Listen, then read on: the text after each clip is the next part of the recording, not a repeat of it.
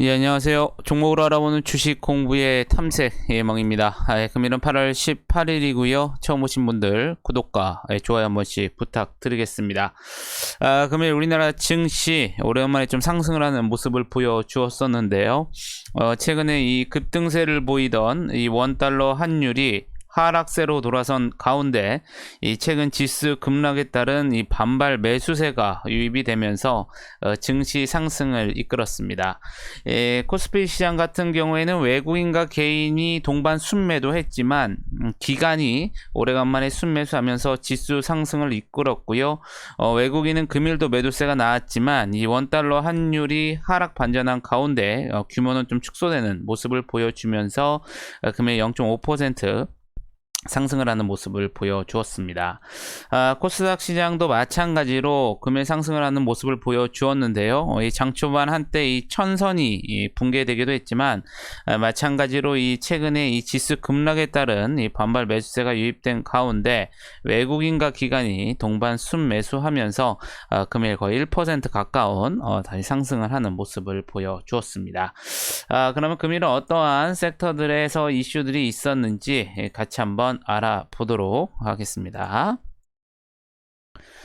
먼저 크래프톤 관련주인데요. 크래프톤은 이 언론을 통해서 이 배틀그라운드 모바일 인도가 이 출시 44일 만에 누적 다운로드 5천만을 돌파했다고 밝혔습니다. 배틀그라운드 모바일 인도는 지난달 2일에 인도 시장의 정식 서비스에 들어가서 이 구글 플레이 스토어 기준으로 출시 일주일 만에 누적 3,400만 다운로드를 달성했고요.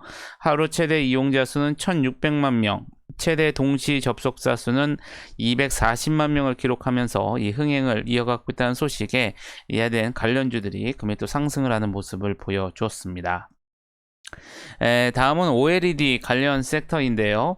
유안타증권이 보고서를 통해서 LG 디스플레이가 3조 3천억 원 규모의 이 중소형 OLED 신규 시설 투자를 공시했다고 밝혔고요. 이는 6세대 이 플렉스블 OLED 한 개 라인 투자로 추정이 되면서 기존의 6세대 플렉스블 OLED 외에도 이 파주에서의 이 별도 추가 투자인 것으로 추정된다고 밝혔습니다. 이번 결정이 고정비 증가에도 이 OLED 전환 가속화 그리고 또 북미 고객산의 역할 확대 등 이 두 가지 측면에서 이 긍정적이라고 분석을 했고요. 작년 2분기부터 이 실적 개선 기반이 된 LCD 가격 상승이 종료된 만큼 이 중장기 경쟁력 확보를 위해 OLED로의 이 사업 전환은 필연적이었다고 분석을 하면서 금일 이 관련주들이 상승을 하는 모습을 보여주었습니다. 다음은 해운 섹터인데요. 이 주요 항만들의 이 적체 현상이 이어짐에 따라서 연말까지 타이트한 수급과 높은 운임 레벨이 지속될 수 있다고 밝히면서 금일 또 이 관련 종목들이 상승을 하는 모습을 보여주었습니다.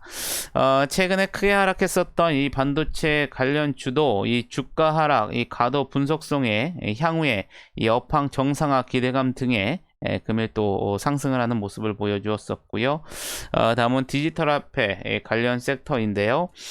지난밤 이 제롬 파월 연준 의장이 이 타운홀 미팅을 진행한 가운데 디지털 화폐와 관련해서 점점 중요해지고 있고 그래서 전 세계 중앙은행이 디지털 화폐를 만드는데 주목하고 있다면서 연준이 고려하고 있는 매우 흥미롭고 도전적인 질문이라고 밝혔습니다.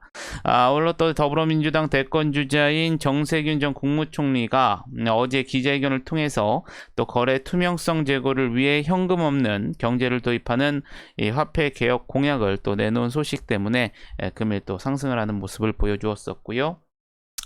마지막으로 철강의 섹터입니다. 삼성증권은 이제 보고서를 통해서 이 철근 제강사들이 이 성수기 효과와 함께 스프레드 확대를 통해서 2분기 호실적을 기록했다고 밝혔고요. 특히 타이트한 이 수급과 또 중국의 철강 수출 제한 정책 등에 기반한 이 철근 가격 상승이 이 스프레드 확대에 기여했다고 분석을 했습니다. 아울러 또 중국의 철강 수출 제한 조치, 또 국내 착 착공 물량 증가, 또 원재료인 이 스크랩 가격 강세 지속 등에 기반해서 이 비수기인 또 3분기에도 이 스프레드 확대가 지속될 것이라는 전망 소식에 또 관련 종목들이 상승을 하는 모습을 보여주었습니다. 그럼 내일은 어떠한 일정들이 있는지 같이 한번 알아보도록 하겠습니다. 내일은 신규 상장 종목이 두 개가 있는데요. 우선 이 롯데그룹 계열의 렌탈 전문 업체인 롯데렌탈이 이 코스피 시장에서 확정 공모가 59,000원에 또 신규 상장할 예정입니다. 또 IT 인프라 통합관리 솔루션 개발과 이 판매 업체인 브레인즈 컴퍼니가 또 코스닥 시장에 확정 공모가 25,000원에 내일 또 신규 상장할 예정이니까 여러분들 참고하시면 좋으실 것 같겠고요. 내일은 또 테슬라 이 CEO인 일론 머스크가 이 테슬라 AI 대회를 또 개최할 예정입니다. 여러분들 또 이와 관련돼서 또 이 로봇 관련주라든가 인공지능 또 어떠한 또 언급들이 나오는지 여러분들이 잘 체크를 한번 해보시면 좋으실 것 같겠고요. 또한 내일은 이재용 삼성전자 부회장이 이 자본시장과 금융투자업에 관한 이 법률 위반 등 혐의로 기소된 이 공판 기일을 또 진행할 예정이고요. 마지막으로 넥슨은 신작 모바일 게임인 이 코노스바 이 모바일 판타스틱을 내일 국내와 글로벌 시장에 정식 또 출시할 예정입니다. 그럼 금일은 어떠한 종목들이 상승을 했는지 같이 한번 알아보도록 하겠습니다. 먼저 신흥 SEC인데요. 2분기 이 호실적이 나왔었고요. 또 대신증권이 이 전방 시장 이 고성장으로 인한 외형 성장과 이익률 동반 개선 등으로 2분기 실적이 어닝 서프라이즈를 기록했다고 분석을 했습니다. 아울러 또 국내 해외 법인 전반적인 가동률 확대 국면 속에 또 고객사의 미국 시장 진출 시 이 현지 법인 투자를 통한 높은 중장기 성장성 등이 기대된다고 분석이 나오면서 금일 또 상한가에 들어가는 모습을 보여주었습니다. 대원제약 같은 경우에는 이 한국 파마가 코로나19 감염 억제 효과가 있는 이 페노비프레이트 기반의 이 페노코린 캡슐 이 판매 사실이 부각이 되었는데요. 이에 따라서 페노비브레이트 계열의 제품을 이 세계 최초로 이 정제 개발한 사실이 부각이 되면서 금일 또 21% 넘게 상승을 하는 모습을 보여주었습니다. 신화콘텍 2분기 흑자 전환 속에 20% 넘게 상승을 했고요. 소프트센 2분기 실적 호조에 19% 넘게 또 상승을 하는 모습을 보여주었습니다. 코스모항 마찬가지로 2분기 실적 호조에 15% 넘게 상승을 하는 모습을 보여주었었고요. HLB 같은 경우에는 이 나노젠의 코로나19 백신 나노코박스의 이 글로벌 권리를 인수한다고 밝혔습니다. 동사의 진양권 회장과 호난 나노젠 회장이 화상으로 이 나노코박스의 기술 이전을 골자로 한 HLB 나노젠 나노코박스 이 글로벌 권리 인수 협약을 체결을 했고요. 베트남과 인도 등 일부 국가를 제외한 이 나노코박스의 권리를 이전받게 될 예정입니다. 이번 협약을 통해서 두 회사는 임상 3상 막바지에 이른 나노코박스의 생산과 판매, 글로벌 마케팅을 위한 기술 이전에 합의를 했고요. 양사는 각각 3명의 대표 과학자를 선임해서 3개월 내에 나노코박스 관련 자료를 검토 이후 기술 이전 협의를 마무리할 계획이라고 전해지면서 금일 15% 넘게 상승을 하는 모습을 보여주었습니다. 대한금속 같은 경우에는 2분기 영업이익 흑자 전환 소식에 14% 넘게 상승을 했고요. 바이오로그 디바이스 같은 경우에는 이 동사의 관계사인 이 셀바시온이 이 생산 공급하는 이 코로나 예방용 비강 스프레이 코빅실 V의 연간 예상 판매고가 1조 원을 상회할 것으로 예상되면서 이 반사 이익이 기대된다고 전해졌습니다.